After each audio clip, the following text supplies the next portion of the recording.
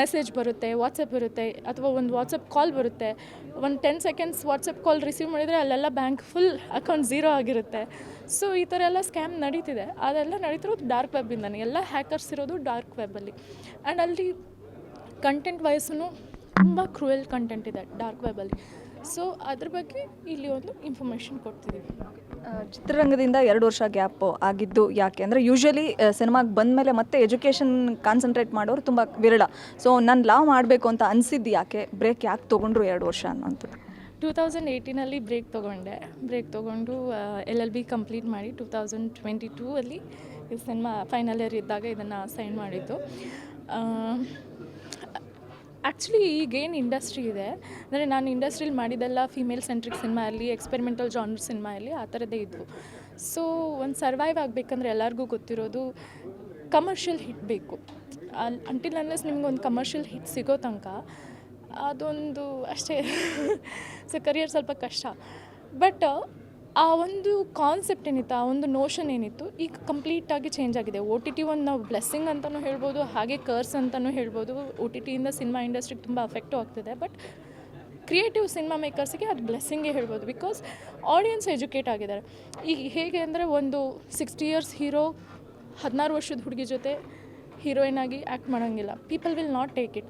So ರಿಯಲಿಸ್ಟಿಕ್ಕಾಗಿ ಎಷ್ಟು character ರಿಯಲಿಸ್ಟಿಕ್ಕಾಗಿ ಅವರು ಕಾಸ್ಟಿಂಗ್ ಮಾಡ್ತಾರೋ ಅಷ್ಟು ರಿಯಲಿಸ್ಟಿಕ್ಕಾಗಿ ಆಡಿಯನ್ಸ್ ಅದನ್ನು ಅಕ್ಸೆಪ್ಟ್ ಮಾಡ್ಕೊತಿದ್ದಾರೆ.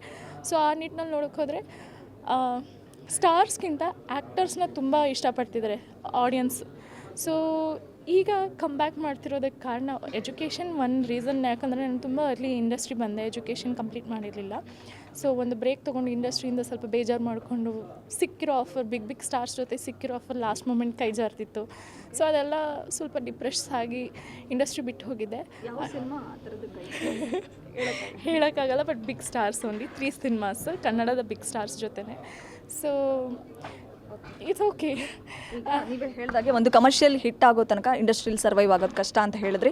ಕಮರ್ಷಿಯಲ್ ಹಿಟ್ ಆಗುವಂಥ ಸಿನಿಮಾಗಳು 2 ನಿಮ್ಮ ಕೈಯಲ್ಲಿದೆ ಅಟ್ ಪ್ರೆಸೆಂಟು. ಮ್ಯಾಕ್ಸ್ ಮತ್ತು ಮಾರ್ಟಿನ್ 2 ಕೂಡ ಪ್ಯಾನ್ ಇಂಡಿಯಾ ಸಿನಿಮಾ. ಸೊ ಮೊದಲನೇದಾಗಿ ಮಾರ್ಟಿನ್ ಬಗ್ಗೆ ಹೇಳೋದಾದರೆ ಟ್ರೈಲರ್ ಲಾಂಚಿಗೆ ರೆಡಿ ಇದೆ. ಸೊ ಯಾವ ಥರದ್ದು ಪಾತ್ರ ಧ್ರುವ ಸರ್ ಜೊತೆ ನಿಮ್ಮದು ಅಂತ? ಅಂಡರ್ ಕವರ್ ಕಾಪ್ ನನ್ನ ಪಾತ್ರ. ನೀವು ಹೇಳ್ದಂಗೆ ಈ ಸಿನಿಮಾದಲ್ಲಿ ಒಂಥರ ಫಾರಿನರ್ ಥರ ಕಾಣಿಸಿದ್ದೀನಿ. ಬಟ್ ಅದೇ ಒಂದು ಲುಕ್ ಅವ್ರಿಗೆ ಬೇಕಿತ್ತು, ಒಂಥರ ಅಫ್ಘಾನಿ ಲುಕ್ಕಿಂಗ್ ವಿಮೆನ್ ಬೇಕಿತ್ತು. ಮೇ ಬಿ ಜೀನ್ಸ್ ಅಂತ ಹೇಳ್ಬೋದು. ನಾನು ಎಷ್ಟೋ ಸತಿ ನಂಗೆ ಹೇಳೋರು, ನೀವು ಕನ್ನಡದವ್ರ ಥರ ಕಾಣಿಸಲ್ಲ, ನೀವು ನಮ್ಮವ್ರ ಥರ ಕಾಣಿಸಲ್ಲ ಅಂತ. ಈಗ ಆ್ಯಕ್ಚುಲಿ ಅದು ಹೆಲ್ಪ್ ಆಗ್ತಿದೆ, ಪ್ಲಸ್ ಆಗ್ತಿದೆ.